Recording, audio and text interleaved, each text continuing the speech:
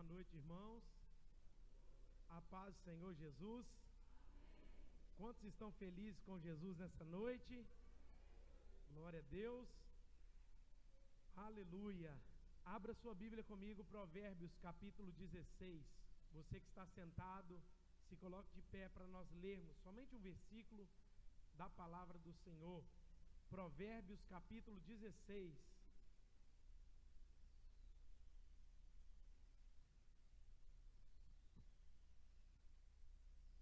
Provérbios é depois de Salmos. Você encontrou Salmo, está no meio da Bíblia. E aí você encontra Provérbios. Provérbios capítulo 16, versículo 18. Provérbios 16, verso 18. Amém? Você que encontrou, diga amém. Diz assim: a soberba precede a ruína, e a altivez do espírito a queda. Vamos falar junto? A soberba precede a ruína, e a altivez do espírito a queda. Deus, obrigado pela tua palavra. Ela foi lida, e pedimos ao Senhor que ministre em nossos corações conforme a tua vontade. Revela-nos, ó Deus, o teu querer nessa mensagem e edifica-nos, Senhor, conforme o teu querer, aquilo que está no teu coração. Fala conosco, que a nossa mente, o nosso coração esteja voltado a ti. É essa oração que fazemos a ti, em nome de Jesus. Amém. Pode assentar, glorificando o nome do Senhor Jesus.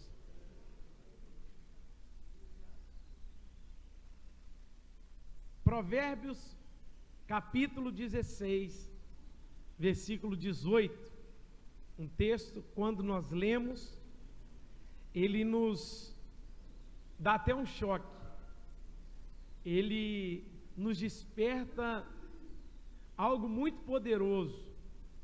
A soberba precede a ruína, e o espírito altivo a queda. Em outras traduções, a NVI, por exemplo, esse texto é assim: o orgulho vem antes da destruição.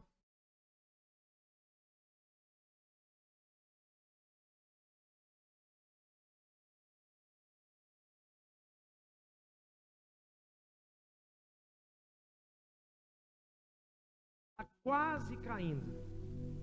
Se nós pararmos para analisar, analisando o contexto e outros textos da palavra de Deus, a gente vê que muitas pessoas caíram, muitas pessoas tropeçaram, muitas pessoas tiveram quedas na vida cristã, na vida espiritual.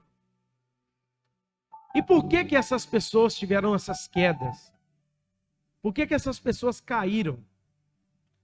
E não falo só de queda na questão espiritual, mas eu também falo na vida.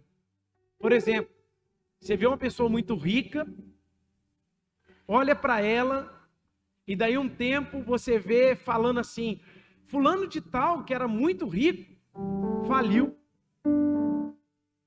perdeu tudo que tinha, os bens, o dinheiro, se foi.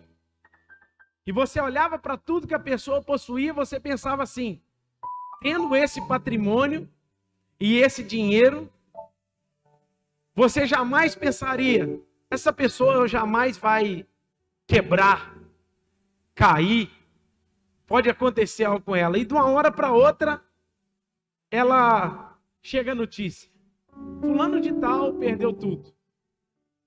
Só que o grande problema é que nós achamos que é de uma hora para outra. E a mesma coisa de um casamento. Fulano de tal perdeu o casamento, separou da esposa, acabou a sua família. Aí a gente acha assim: por que acabou? Por causa de uma traição. Aí você vai cutucar, vai escrafunchar, vai olhar muitas coisas. Você vai perceber que não foi a traição que acabou com o casamento, mas muitas coisas que estavam ali escondidas, estavam ali dentro daquele casamento, estavam ali infiltradas naquele relacionamento. E assim uma pessoa que quebrou também, que faliu, muitas coisas que estavam ali por detrás daquela situação, contribuíram para aquilo acontecer. E ninguém cai de uma hora para outra. Um casamento não acaba de uma hora para outra. Uma pessoa não faliu de uma hora para outra. E uma pessoa não se desvia de uma hora para outra. A pessoa não deixa de ter comunhão com a igreja, com o corpo de Cristo, de uma hora para outra. O texto que nós lemos é bem claro em dizer que a soberba, ela vem antes da queda. Ou seja, o que é a queda? É aquilo que as pessoas, onde as pessoas estão caminhando e elas tropeçam e caem. Mas o que vem antes dessa queda, o texto é bem claro em dizer que é a soberba. A soberba precede a queda. O orgulho vem antes da destruição. E o espírito altivo antes da queda. E nós precisamos atentar para esse ensinamento da palavra de Deus. E eu quero trazer essa meditação nessa noite com o intuito de que você pense que ninguém se desvia de uma hora para outra, que ninguém cai de uma hora para outra, que ninguém vai para o mundo de uma hora para outra, e que não acontece coisas na vida das pessoas de uma hora para outra. Não tem indícios. Ali, como diz, aonde tem fumaça, tem fogo. Tem coisas que estão talvez escondidas aos nossos olhos dentro daquela situação e que nós olhamos e achamos assim: não tem jeito, aconteceu e já era. Mas quando você vai perceber, no fundo, está acontecendo algo que ninguém vê, que ninguém sabe, que ninguém tomou conhecimento. E eu quero trazer algumas informações dentro da palavra de Deus, de pessoas que caminharam bem, de pessoas que fluíram, que viveram coisas sobrenaturais, e um dia caíram, não terminaram a sua caminhada bem, foram envergonhadas. E a vida dessas pessoas, elas foram uns para a desonra, outros para a vergonha, mas outros tiveram tempo de recuperar e restaurar aquilo que aconteceu. E o primeiro texto que eu quero usar com você é 2 Crônicas, capítulo 26. Se você puder, abra sua Bíblia comigo. 2 Crônicas, capítulo 26. Vai nos contar a história de Uzias, um rei.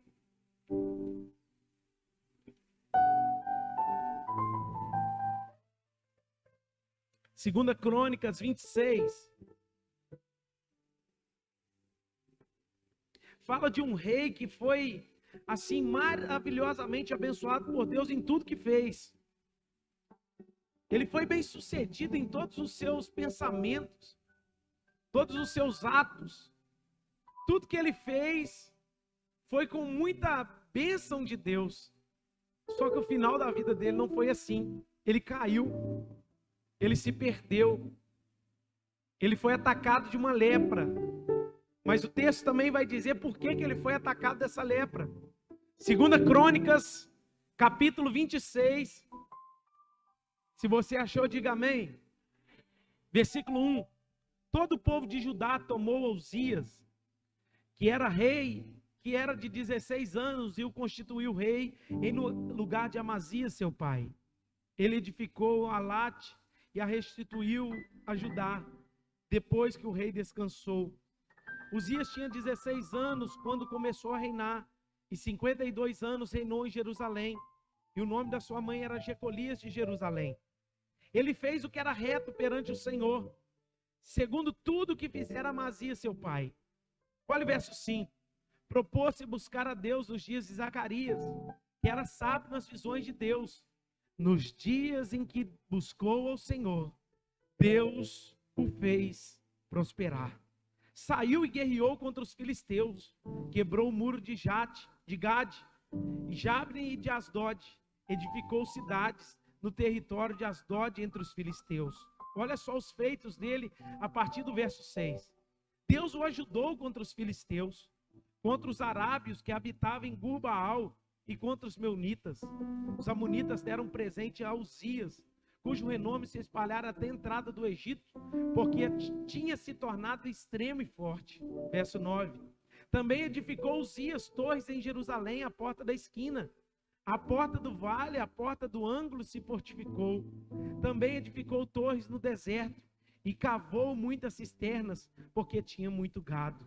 Tanto nos vales como nas campinas tinha lavradores e vinhateiros, nos montes e nos campos férteis, porque era amigo da agricultura. Verso 11.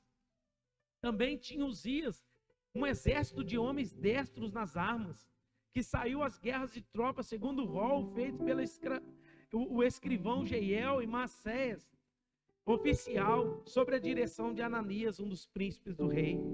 O número total de cabeça das famílias dos homens valentes era de 2.600.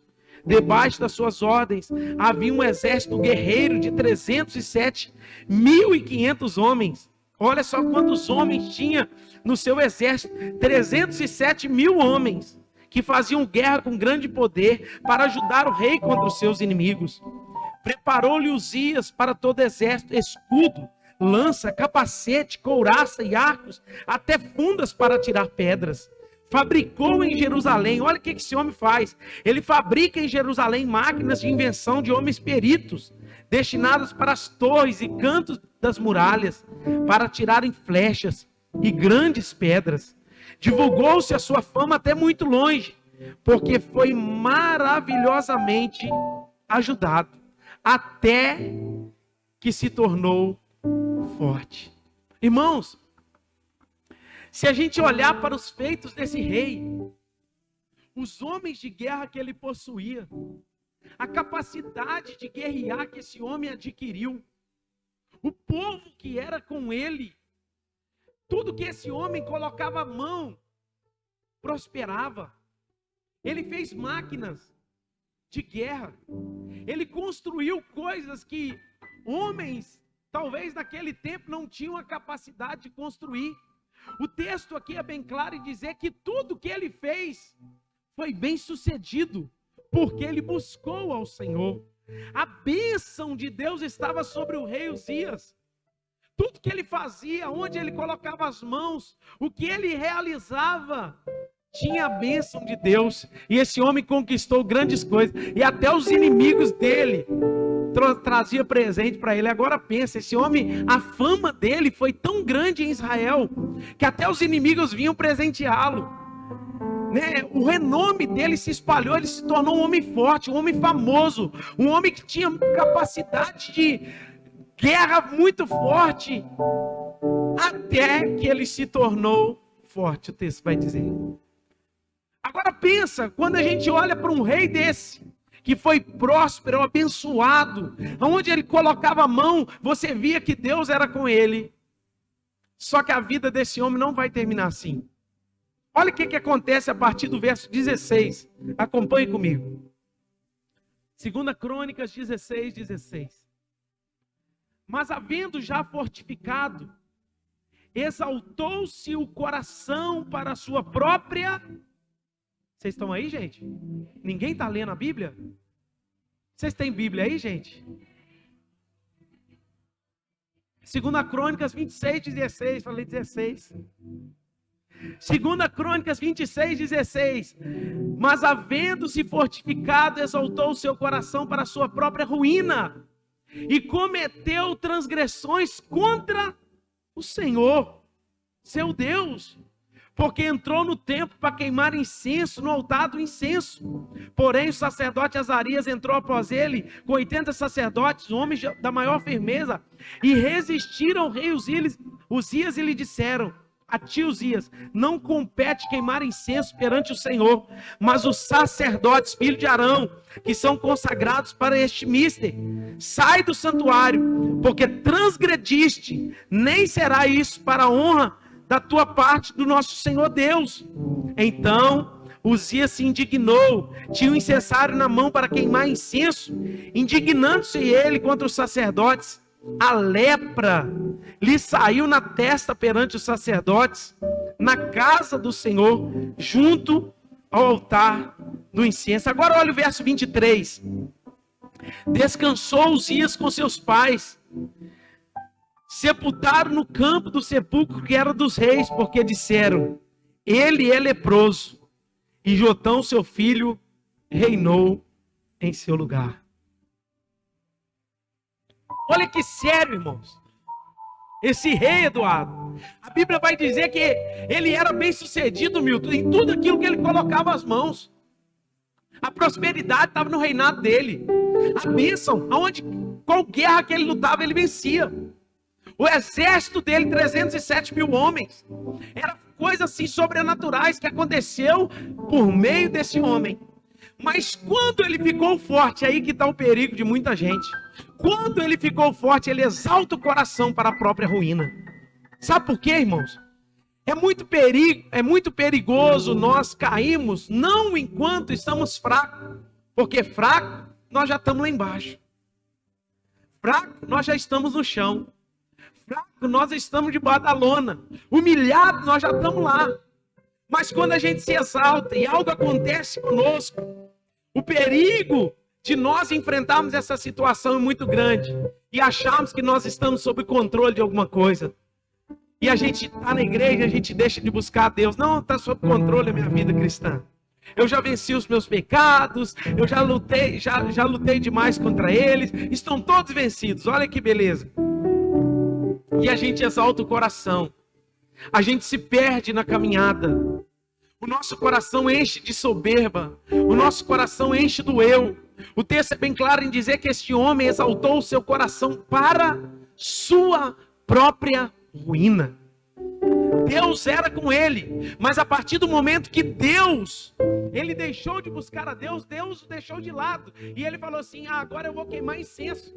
Na verdade, essa função de queimar incenso não era para rei, era só para sacerdote. Aí ele entra dentro do templo e fala assim: eu vou queimar também, sabe por quê? Afinal, tudo que eu faço é abençoado. Ele descuida de alguns princípios.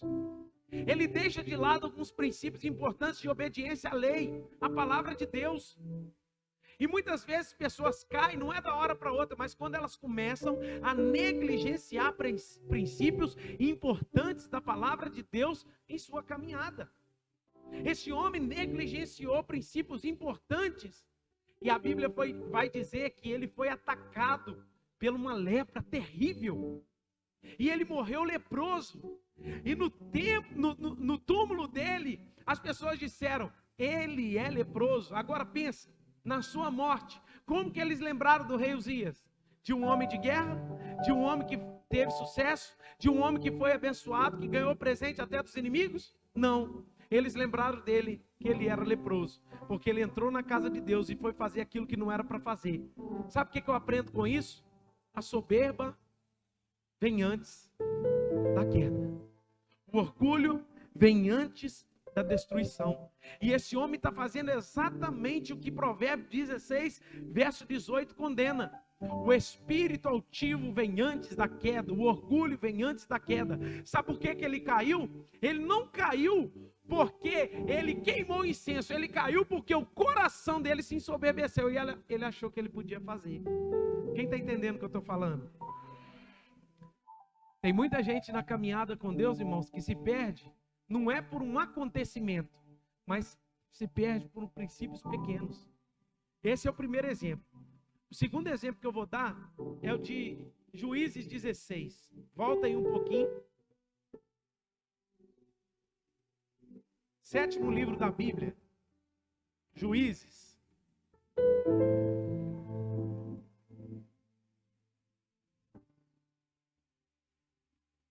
Juízes 16.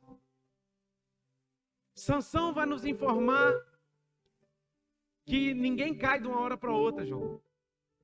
A história de Sansão vai nos mostrar que ninguém cai da noite para o dia.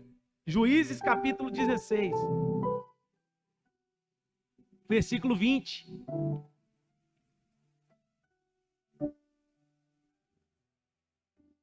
Juízes 16, 20, amém? Diz assim: e disse ela: os filisteus vêm sobre ti, Sansão. Tendo ele despertado do seu sono, disse consigo mesmo: sairei ainda outra vez como dantes, e me livrarei. Olha o texto. Porque ele não sabia ainda que o Senhor se havia retirado dele. Talvez esse é o versículo mais pesado da palavra de Deus. Sansão é conhecido pela sua força. O homem que venceu pela sua força. Aqui ele já está no final, já tinha perdido o propósito. Mas o texto vai dizer que quando Dalila desperta ele no seu sono, ela rapou o cabelo dele, cortou o cabelo dele fora, a força dele foi embora. E o texto vai dizer que ela desperta ele e fala assim: Sansão, os filisteus estão vindo aí. E ele se levanta e fala assim: eu vou destruir eles, porque todas as vezes eu destruo como antes. Aí o texto é bem claro em dizer que ele não sabia que o Senhor já tinha saído dele. Ou seja, Deus saiu de Sansão e ele não percebeu. O Senhor já havia se retirado dele e ele não percebeu. Olha que forte, irmãos. A presença de Deus vai embora e tem gente que nem percebe. Esse homem não percebeu que o Senhor já tinha saído dele. Ele já não tinha mais comunhão com Deus. Eu estou falando de um juiz de Israel chamado Sansão. Um homem sobrenatural. E todos nós conhecemos pela sua força que era vinda de Deus. Mas pastor, quando foi que Sansão caiu? Quando foi que Sansão perdeu a presença de Deus? Quando foi que Sansão, ele ficou sem direção na sua vida? Primeiro princípio da vida de Sansão. Se você olhar os capítulos anteriores, não precisa abrir. Juízes capítulo 13 vai iniciar falando da vida dele. E capítulo 14 vai nos contar que ele olha para algumas mulheres. E Israel tinha que se casar com os israelitas. Ele tinha que dar descendência ao povo de Deus. Sabe o que Sansão faz, André? Ele olha para o povo filisteu e lá ele vê uma mulher que os olhos dele se agradam. Primeiro princípio que Sansão quebrou, de olhar para uma mulher que não era para ele olhar. De olhar para uma mulher de um povo que não era para ele olhar e nem se casar. Aí ele vai e fala com os pais, Silas, e diz: eu me agradei de uma filisteia ali. Mulher bonita, rapaz. Eu vou casar com ela. Dá essa mulher para eu casar. Sabe o que o texto diz? Que os pais viraram para Sansão e falaram assim: não é bom que você faça isso não, meu filho. Você tem que casar com o povo de Israel. Não é ir lá fora, ou seja, no mundo buscar. Sabe o que Sansão fez? Não tirou mais o olho dela. Agarrou, meu filho. Paixão à primeira vista. Olhou para aquela mulher apaixonou ele. Ele ficou doido. Eu vou casar com ela. É igual a Natália fez comigo. É ele mesmo. Você olha e fala assim: é esse. E Sansão, o texto vai dizer que ele se apaixona, ele recebe o conselho do pai, ele quebra o conselho do pai, não aceita. Para você jovem, ouça o papai e a mamãe. Talvez você está olhando para o seu pai e sua mãe e falando assim: você não sabe de nada. Meu irmão, ele está cheio de razão, você não sabe. No dia que você chegar na idade dele, você vai lembrar e falar assim: bem que o papai me avisou. E tem gente que está pagando o preço e está assim: por que eu não ouvi meu pai? Quebra o conselho, não aceita o conselho e passa por cima. Outra coisa que Sansão caiu, o texto vai dizer que ele estava indo num caminho, o leão veio e ele lutou contra o leão, matou o leão. Olha que interessante. Ele mata um leão. Aí um dia ele estava vindo com o pai dele, naquele mesmo caminho o leão estava morto na beira do caminho. Aí ele se aproxima do leão, o que tem dentro do leão? Mel. Um enxame de abelha fez mel dentro da carcaça do leão. O que Sansão faz? Ele vai lá, pega do mel e vem comendo e dá para a mãe e para o pai dele comer. E isso era condenável, porque ele era nazireu. E ele não podia tocar em nada que era impuro, nada daquilo que tinha morrido. Sansão quebra mais uma lei ali, tocando no leão que estava morto. Aí ele vai, se apaixona com a Dalila e casa. Dalila vai, me conta o seu segredo. Ele brinca com ela, irmãos. É igual tem crente brincando com pecado. Você está achando que você está sob controle, você já está amarrado. Aí ele foi brincando. Ele falou uma vez uma mentirinha. Ela amarrou ele todo. Tá vendo? Ele levantou e arrebentou as cordas. Me conta, Sansão, o seu segredo. Aí ela, se você me amarrar dessa forma, aí ela... E várias vezes. Até que então ela falou tanto na cabeça dele, que ele falou assim, o segredo da minha força está no meu cabelo. Se me cortar o cabelo, eu perco a força. E o que a mulher fez? Tesoura nele. Brincou com o pecado. Você pode brincar com o pecado, mas vai chegar a conta. Você pode viver a vida da maneira que você quer, mas uma hora a conta chega. Você pode fazer o que você quer da sua vida, mas uma hora você vai ser responsável pelos atos que você fez. Sansão foi brincando. E no texto que nós lemos diz que o Senhor já havia se retirado dele. Sabe o que é isso? Ele foi quebrando um monte de princípios. Ele foi quebrando a lei. Ele foi desobedecendo a palavra. O homem está prestes a cair quando ele quebra princípios da palavra de Deus. Desobedece a lei. Desobedece a palavra e brinca com o pecado. Qual foi o problema de Uzias? Exaltar o coração. E achou que podia fazer tudo. Sansão tinha presença, quebrou as leis, brincou com o pecado e ficou sem a unção de Deus, sem a presença de Deus. O que isso quer dizer? Que Sansão não caiu da noite para o dia. Uzias não caiu da noite para o dia. Outras pessoas dentro da palavra de Deus não caíram da noite para o dia. Eu quero contar um testemunho a vocês. Pregador americano chamado Jimmy Swaggart. 1987, ele esteve no Brasil pregando no Maracanã. Sabe quantas pessoas tinham no Maracanã para ouvi-lo? 130 mil pessoas. E saiu na capa do jornal: Jimmy Swaggart faz do Maracanã uma igreja, um lugar de louvor ao Senhor. E ali ele pregou. O ministério de Jimmy Swaggart tinha 132 estações de TV dentro dos Estados Unidos. Em 1987, passava na Bandeirantes, no Brasil, a pregação desse homem. Tinha 145 países ouvindo esse homem pregar. O ministério dele tinha mais de 500 colaboradores, funcionários registrados. Era um homem influente, cara assim, sobrenatural. A Convenção da Assembleia de Deus no Brasil, Vinícius, deu a ele um título pertencente no Brasil, aqui. Irmãos, pensa num ministério, num cara sobrenatural. Meses depois que Jimmy Swaggart esteve no Brasil, meses depois, ele foi flagrado dentro de uma zona de prostituição com uma mulher. E o ministério dele caiu.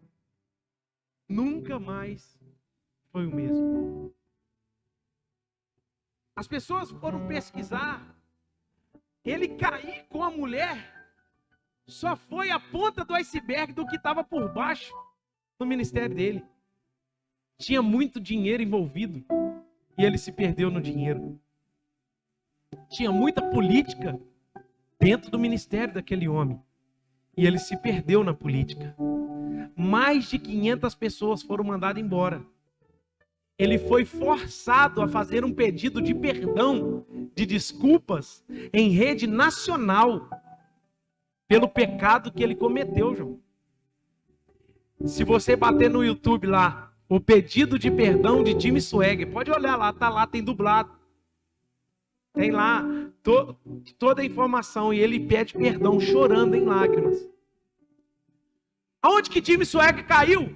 Não foi com a mulher, mas foi nos pecados dentro do ministério que ele não cuidou, como dinheiro, como política, e essas coisas vêm sorrateiramente entrando para o lado da nossa vida, e a gente se perde, e a gente cai. É o exemplo que eu estou usando de Sansão. Coisas paralelas entram na nossa vida, e se a gente não cuidar, princípios são quebrados. Se a gente não cuidar, coisas preciosas de Deus, se a gente não cuidar, a gente, quando acordar, a gente está na lama. O orgulho vem antes da queda. Você quer ver um exemplo forte na palavra de Deus sobre isso? É o exemplo de Pedro. Jesus diz aos discípulos da seguinte maneira: nessa noite todos vocês vão se escandalizar em mim, porque está escrito: ferirei o pastor e as ovelhas do rebanho ficarão dispersas. O texto da palavra de Deus diz que Pedro se levanta no meio dos 12 e diz assim: eles vão te negar, eu não. Eles podem te abandonar, Senhor, eu não. Pedro se encontra autossuficiente demais. Ou seja, ele está batendo no peito e dizia assim: esses homens aí vão te trair, Jesus. Esses homens aí, Jesus, vão te negar. Esses homens aí vão te entristecer. Esses homens vão te abandonar. Mas eu confio no meu taco. Eu não. Quantas vezes a autossuficiência do ministério na vida cristã, nós achamos que nós estamos preparados para as lutas, achamos que somos fortes, achamos que nós aguentamos alguma coisa, estamos preparados para alguma coisa. Irmão, primeiro 5 minutos com Satanás, você deita. Não acha que você vai enfrentar o inimigo dando ordem a ele, não. Se você não viver os princípios que Deus estabeleceu na palavra, em obediência, no temor, Jesus não venceu o diabo dando ordem a ele. Jesus venceu o diabo usando a palavra e vivendo a palavra de Deus. Você quer vencer o diabo? Só viva a palavra. O diabo vai fugir de você, irmão. E às vezes a gente acha, dentro da palavra de Deus, que Pedro estava fortão, estava nada, só da boca para fora. Sabe onde Pedro caiu? Confiando em si mesmo. A sua autoconfiança estava grande demais. Sabe onde é que Pedro cai? Quando uma criada, uma menina pequenininha, chegou perto dele e falou assim: mas você está falando igual Jesus? Você é um deles? Aí ele fala assim: sou. Você acha que ele falou sou? Não. Ele diz assim: eu não conheço esse homem. Nunca vi. Nem sei o que você está falando. O Pedro lá de trás que batia no peito e falava assim: eu jamais vou negar agora diante de uma menininha. Está negando. Diante de uma criada, que a Bíblia diz. Ele afrouxou, sabe por quê? Na hora que o negócio apertou, perna para quem tem, vazou todo mundo, só ficou João. Sabe o que eu aprendo com essa palavra? É porque hoje você está batendo no peito, confiando na sua força, na força do seu braço, na sua capacidade, naquilo que você sabe, naquilo que você acha, na capacidade do seu coração. E no dia que você se apoiar nisso, você está prestes a cair. Confia no seu dinheiro, o seu dinheiro vai acabar. Confia na sua saúde, a sua saúde vai acabar. Confia na sua família, um dia sua família vai embora dessa terra. Mas se você confiar no Senhor, aleluia, se a sua confiança está no Senhor, passarão os céus e a terra, mas as minhas palavras não hão de passar. É o Senhor que guarda a sua vida, é o Senhor que te mantém de pé, é o Senhor que está com as mãos estendidas sobre a sua vida, é o Senhor que te ergue, é o Senhor que não deixa o inimigo triunfar sobre você. Salmo 124, o salmista vai dizer: se não fosse Deus que estivesse do nosso lado, o Egito teria nos matado, o mar teria nos sucumbido, as coisas ruins teriam acontecido conosco, mas graças ao Senhor que nos guardou, graças ao Senhor que nos manteve de pé. Então às vezes a gente apoia na nossa autoconfiança, na nossa autossuficiência, achamos assim: não, está tudo sob controle. Irmão, no dia que você achar que está sob controle, você está prestes a cair. Eu usei o exemplo de Uzias, usei o exemplo de Sansão, usei o exemplo da história de Jim Swagger. Estou falando agora de Pedro e o último é Davi. Quem foi Davi? O rei de Israel. E eu quero abrir esse texto, 1 Samuel, um pouquinho na frente, aí, depois de Juízes, 2 Samuel 11. Olha o princípio que Davi quebra. 2 Samuel capítulo 11.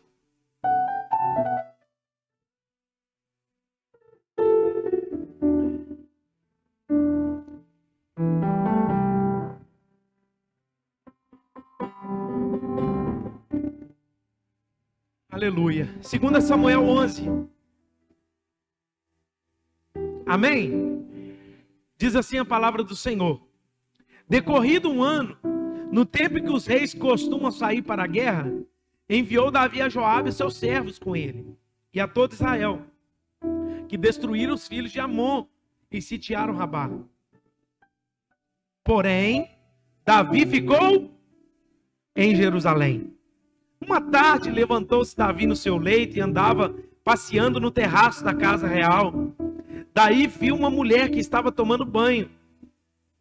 Era ela muito formosa. Davi mandou perguntar quem era. Disseram, é Batseba, filha de Eliam, mulher de Urias, o heteu. Então Davi enviou mensageiros e trouxeram. Ela veio e se deitou com ela.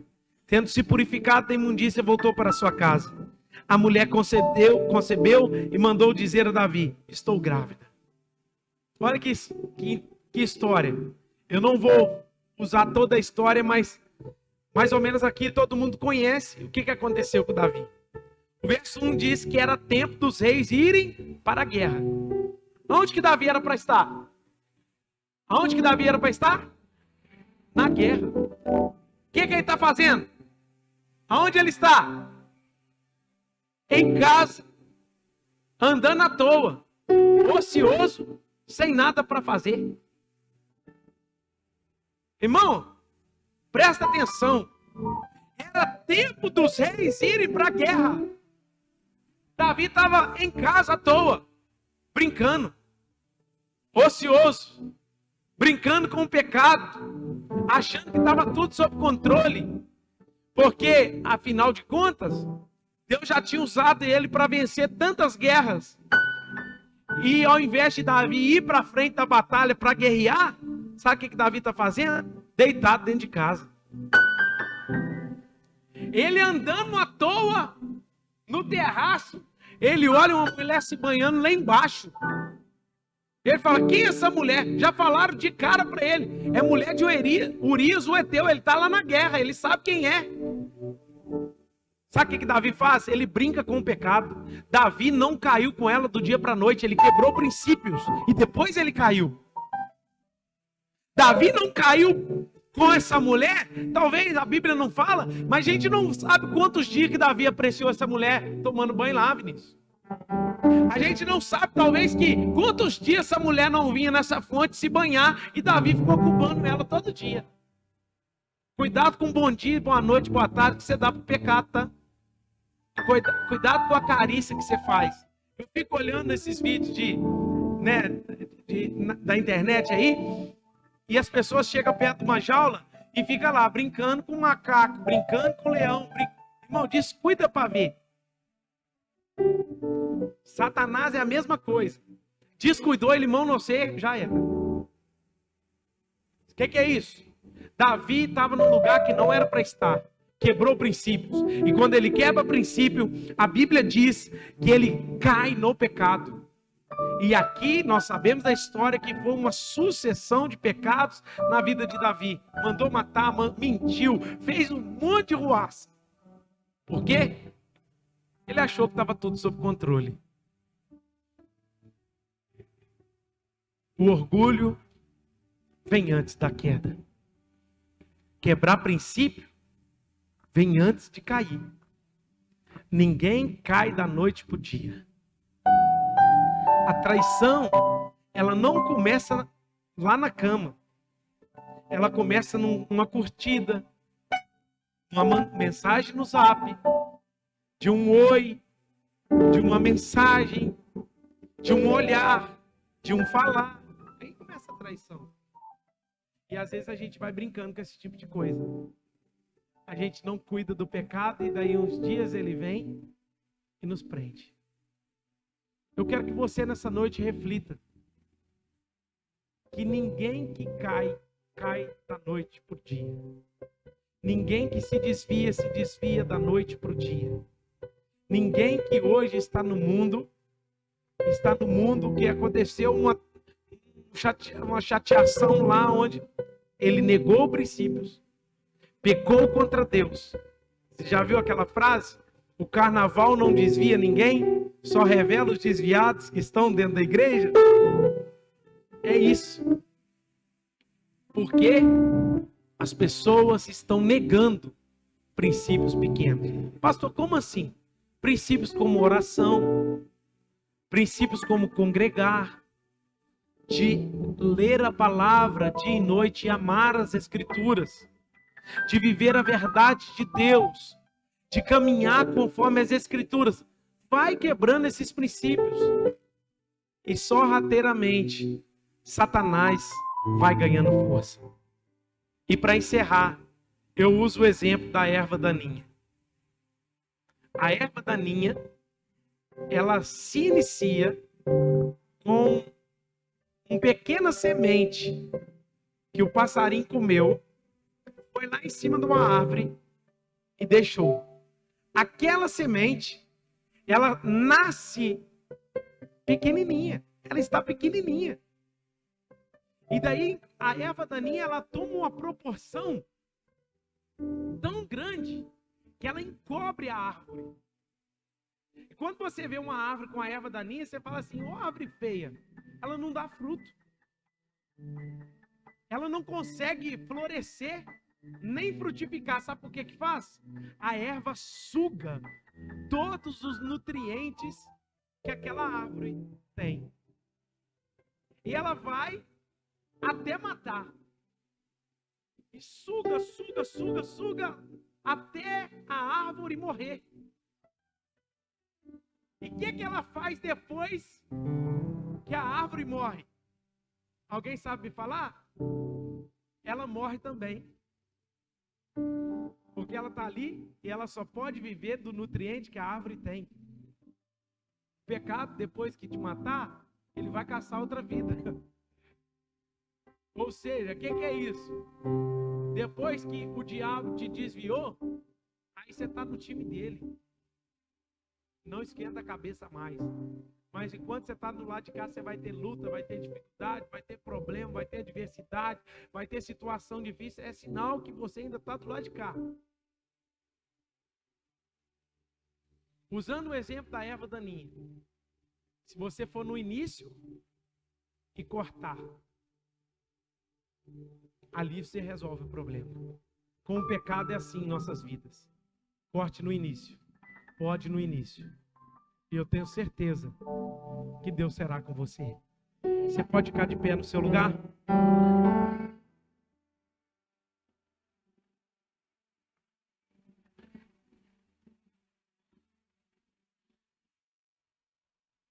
Todas as pessoas que caíram, todas as pessoas que aconteceu algo com elas, não foi da noite para o dia. Porque Salmo 42, verso 7 vai dizer que um abismo chama o outro abismo.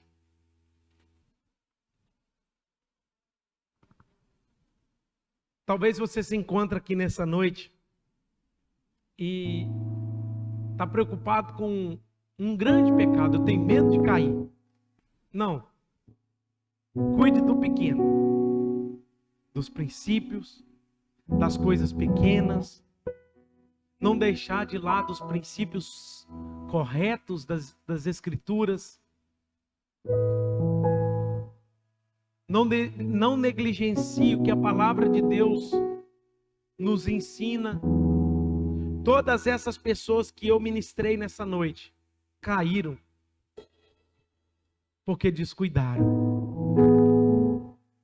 Caíram porque brincaram. Mas a minha oração é que Deus possa trazer esse despertamento no seu coração.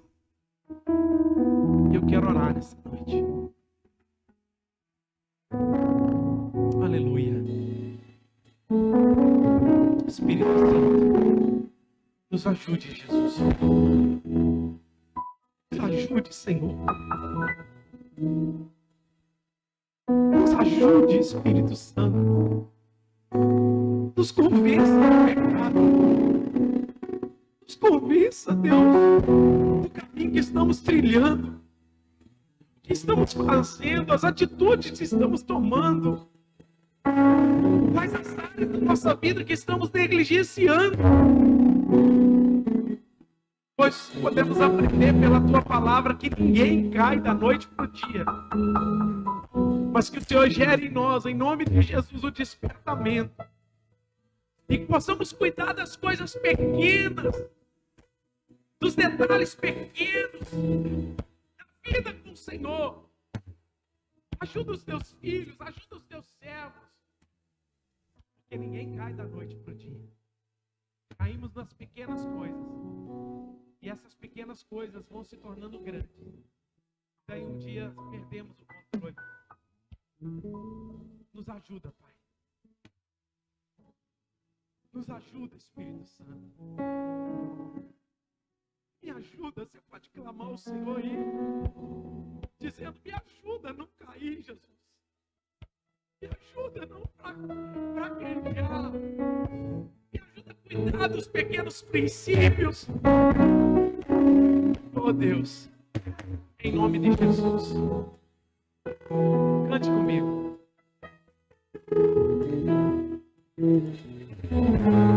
Não entendo meu próprio assim. Você pode usar essa canção. Sem tua graça, o que seria de mim? Oh Deus, nós te bendizemos, Pai. Não entendo. Não entendo próprio assim. Oh Jesus.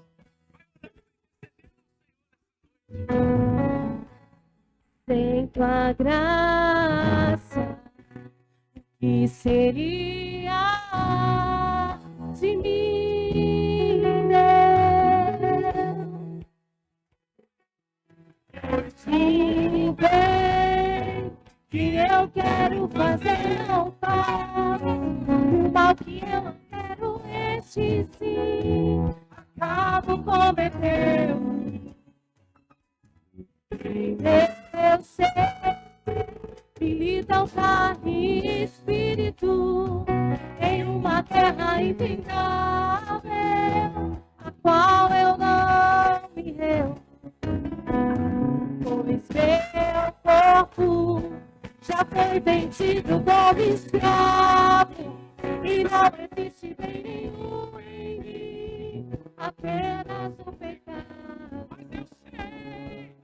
Mas eu sei que no tocante ao meu interior tenho prazer na tua lei. Tu és o meu amado, então liberta-me de mim. Eu quero ser a sua casa. Se você estiver aqui, eu sei, eu venço o pecado. Então enche-me de ti, até que não haja mais espaço. Pois quando estou em tua presença, o meu viver é transformado. E eu passo a ser livre pra viver a tua vontade. Aleluia. E ao te conhecer, todo o meu ser se enche de bondade e reina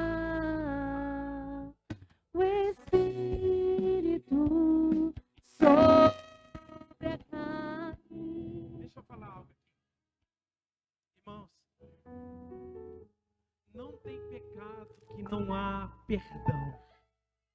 A não ser a blasfêmia contra o Espírito Santo. Você pode hoje estar amarrado no pecado. Deus pode te libertar. Você pode estar no mais profundo abismo. O Senhor pode ir lá e te tirar de lá. Eu não sei qual a situação e como você se encontra nessa noite. Mas uma coisa eu sei. Há poder no sangue de Jesus. Para te libertar, para te transformar, para te tirar do lugar que você está. Há poder no nome de Jesus. Há poder no nome de Jesus. Há poder no nome de Jesus. Há poder. Há poder. Esse nome tem poder. Eu sinto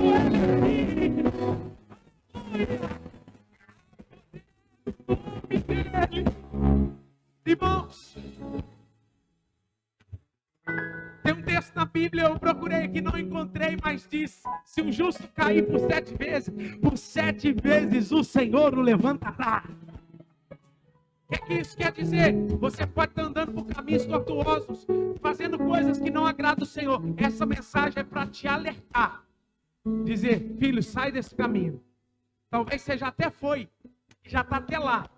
Deus está estendendo as mãos e dizendo: filho, sai daí que eu quero te tirar hoje. Há poder no nome de Jesus para transformar a sua vida. Há poder no nome de Jesus para transformar o seu coração. Há poder no nome de Jesus para te tirar do lugar que você está. Há poder no nome de Jesus para libertar todo e qualquer cativeiro que você esteja vivendo.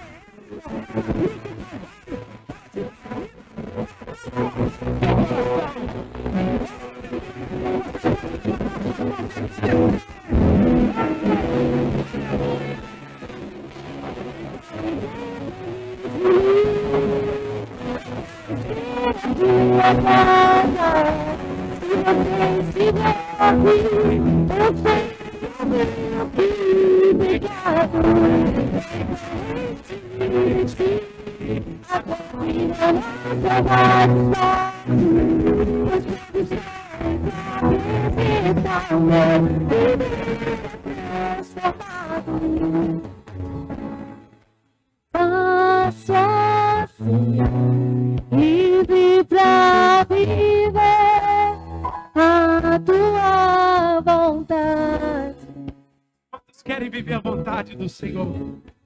E ao te conhecer, todo o meu ser cheio de bondade. por aí. Eu quero abençoar você. E eu vou estar lá na porta que eu quero te dar um abraço, amém? Eu não sei se você quer me dar um abraço, mas eu quero te dar um abraço. Que o grande amor de Deus Pai, a graça salvífica de nosso Senhor e Salvador Jesus Cristo, a doce comunhão e consolação do Espírito Santo de Deus, seja com todos vocês, com todos aqueles que aguardam ansiosamente a vinda de Jesus, seja agora e para sempre.